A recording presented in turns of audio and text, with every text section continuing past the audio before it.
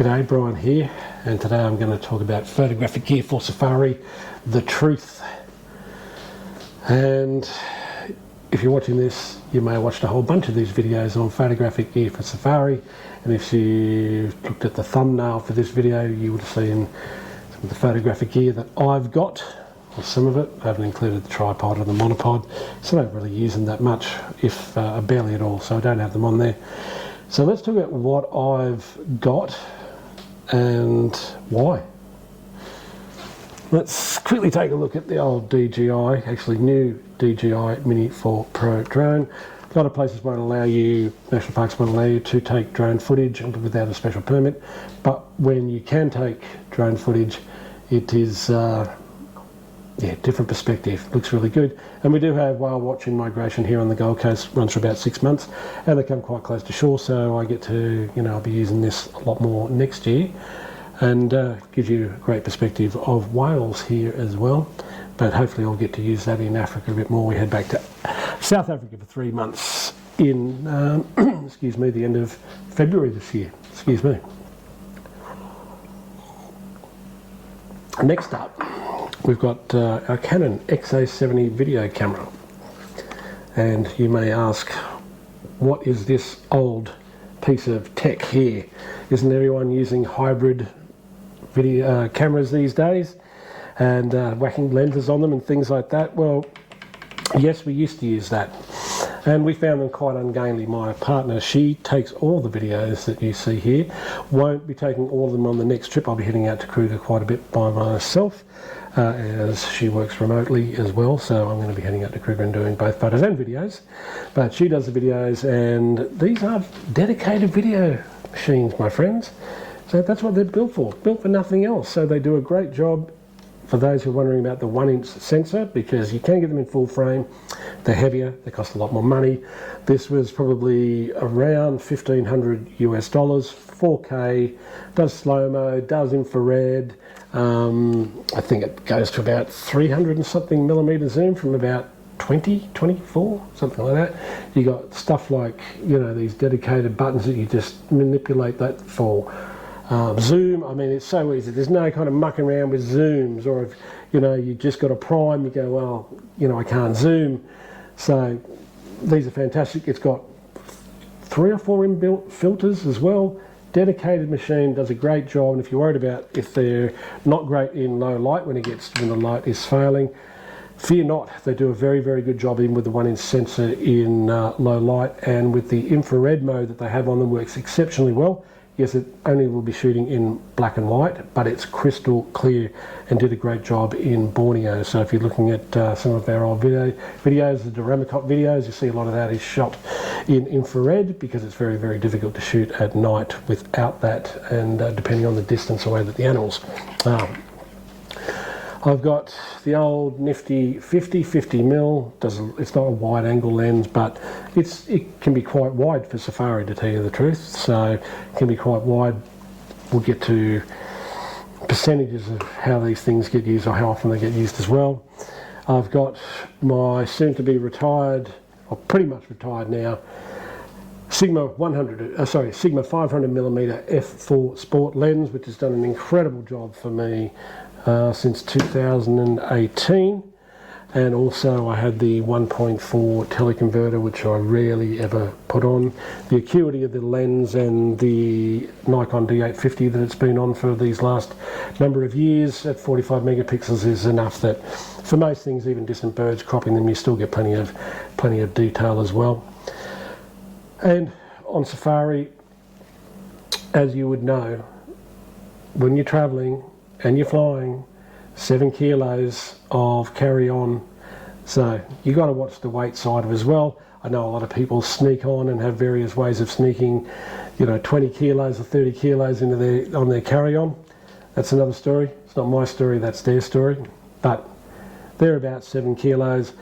So the D850 and the 500 f4 were about 5 kilos, and I was hand holding those.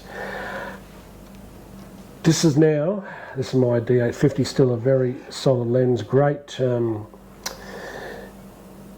strength and rigidity in this thing. I've dropped it a number of times, not on purpose, you know, maybe I've opened up the back of the boot of a car, or the trunk of a car, and it was rolled out and it fell out on the ground.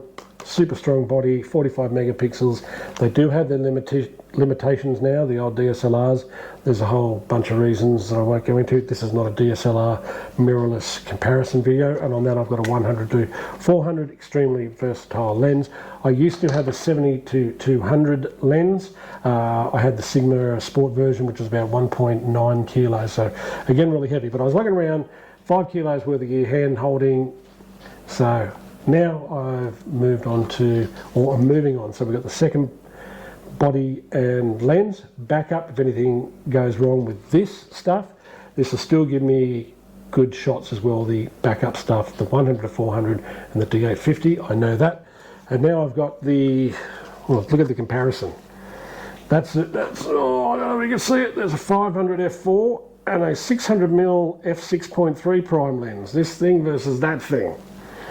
Okay, 2 stops of light less on that, but I've tried it out a little bit here locally. It hasn't been on a Safari so far per se, but the optics in that are above that of the f4, mainly in the shadow recovery. So if you're shooting in dark environments and you've only got 6.3, you put it in Lightroom, you recover the shadows, you pull the shadows up, and it'll give you a lot more detail than the f4 did, and that's just time. It's not that they're, you know, the f4, that's just technology that's moved on. And the Nikon Z8, so it's a 45 megapixel camera, just like my D850. No one really needs more than 45. People will tell you they do, okay. That's their story again, not mine, but 45 is, you know, more than enough.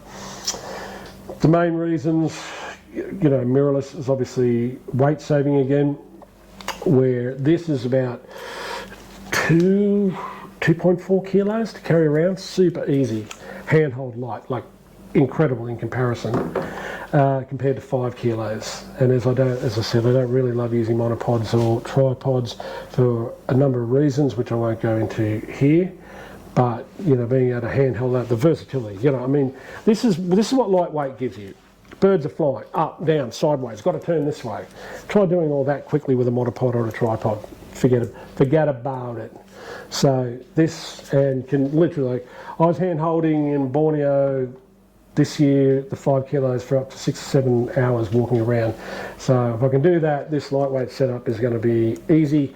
Autofocus system's just better. You've got the animal eye detect, the person eye detect, you know, the people eye detect, all that sort of thing. You know, you've got the silent shutter, which is, for us, I mean, a lot of the videos that I've made, I've got to pull the sound off the video. Obviously will put in music anyway, but when you're hearing the clack clack clack of the shutter of a DSLR compared to the silent, well, you can make them silent shutters on the mirrorless. It just means I don't get that interference for the sound on the video camera, where I'm constantly having to look out for me firing away, and then it sounds like a train compared to the DSLR. Frame rates are a lot higher, 20, 30 frames a second, whatever it is, compared to 6.5 on this natively. You know, you can get on the D850, you can get a battery grip, and that'll give you 9 frames a second, I do believe, but natively, and goes up to, in JPEG, 120 frames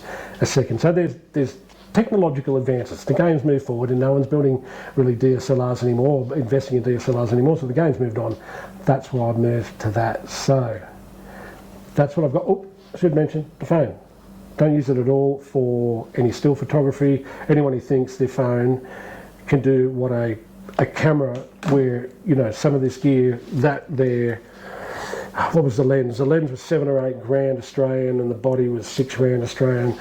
They don't build that stuff, and it's that price, and these top quality optics, because it's only going to be as good as a phone. There's a reason why they cost that much.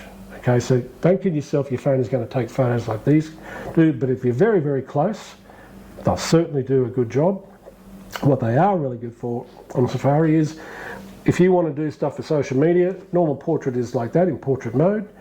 Hit video, record, and it's easy to upload, because that is the format, is portrait mode, or whatever it is, 16:9, whatever it is. on social media platforms like Insta, on Facebook, on YouTube. So if you want to do shorts on YouTube, stuff like that. A phone, if you can just put down the equipment for a minute, do a quick video with your phone as well.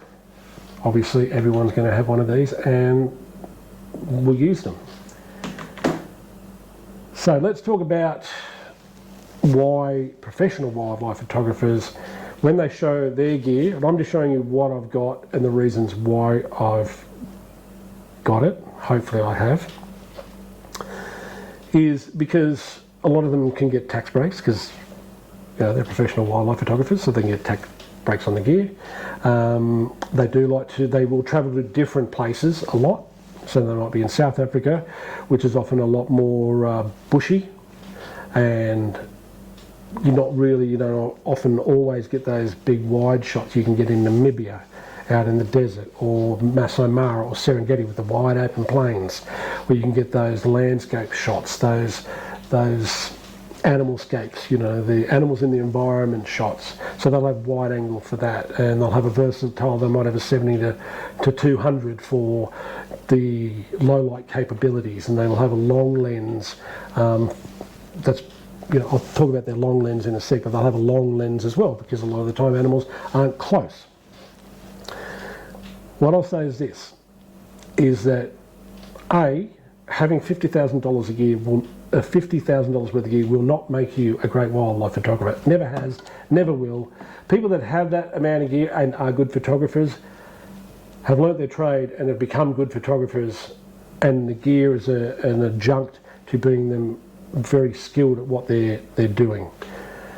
So that's different. It will never make you a good photographer. Doesn't matter how much gear and how expensive it is. So that's on that subject. Now, percentage of how often gear is used, I'll give you an idea with me.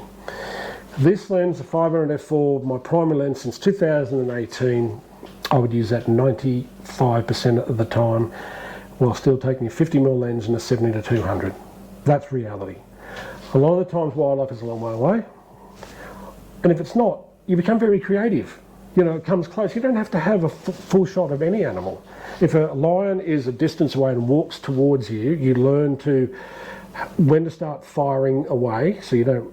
But if it gets super close, then take close-up shots to get really fine detail. So you become creative by just having this one lens. And I tell you, most professional wildlife photographers will just, their main lens, whether it's a 100 400, 100 500, a 500mm prime, 600mm prime, will have that lens and use that lens 90 to 95% of the time on any safari. Besides, they're great for birds, because these guys are doing birds as well. So they have longer lenses and they want something for that application. That's why they have that gear there. But, hey presto, what's the truth? This is all you really need, especially if you're just starting out on wildlife photography. So don't be confused, don't have FOMO about, I can't get all this gear, and if I don't have it, I'm never going to get these really good wildlife shots. This setup here, whether it's a DSLR, I don't care what brand you choose. The brand thing is a load of BS. That's it. Sony, Canon, Nikon, especially for wildlife, make good cameras and good lenses. It doesn't matter which one you use, which one you buy, which one you prefer. If you go in there and someone convinces you to get one or the other, whether they know anything about it or not, it won't really matter. This is all you need. I know plenty of wildlife photographers, even professionals, that this is their main setup. Can be a mirrorless, can be a DSLR. Obviously, older DSLRs are going to cost you a little bit less money if you're going to start out. But the truth is, all this other stuff can be really wiped away. And you can obviously take videos with this stuff, so you can take videos, no problem at all. They all work in video mode. So this setup on safari, where you have a variety of wildlife of different sizes, you may do a bit of bird photography at a pinch. You may want to get a 1.4 converter. Most of the decent 100 to 400s will take a teleconverter quite well. You will find that they don't work great in low light because you lose stops of light by putting it on there, but it doesn't do a lot to lessen the acuity of the lens, the sharpness of the lens, a 1.4 converter. So if you're doing a bit of bird stuff and it's during the day and the light's half decent, you can chuck on a 1.4, which is going to give you, what, 560mm at the long end, and it makes the bird easier for bird photography. So you can add that in. But apart from a 1.4 converter, this is it. This is all you need. Don't worry about the brand. You can get a Sigma 100 to 400, a Tamron 100 to 400. Do not get the old Nikon 80 to 400. Don't get it. The Nikon, the newest one, the 100 to 400 with a mirrorless body. One, doesn't really matter to me which mirrorless body you get. Remember, unless you're doing specifically birds, which can move fast, if you're doing big game, they don't normally move that fast all the time, they're just doing nothing. So you don't really need to worry too much about high shutter speeds and things like that. So here's the truth. Get yourself, and in South Africa especially, and you can check with different countries you might want to go to. South Africa, to India to less an extent, but there are so many companies in South Africa where you can rent this gear if you just want to try it out and see how you go. Is get your 100 to 400 with a DSLR or 100 to 400 with a mirrorless body. We used a lens for hire in Johannesburg. They dropped a lens off at the airport. This is back in 2018. They dropped a 500 f4 Nikon lens off to me at the airport when we arrived from Australia, and then once we'd finished using it, we were heading back, they came to our hotel and picked it up. So they had those services as well. So don't fret, don't get FOMO, don't get worried you won't get good shots. If you are interested in getting into wildlife photography and you want to know all the gear that you'll need, especially when you're starting out and may ever need, it's what I just showed you. 100 to 400mm and a DSLR or a mirrorless body. So I hope that helps. Take care, and I'll see you in the next video. Bye for now.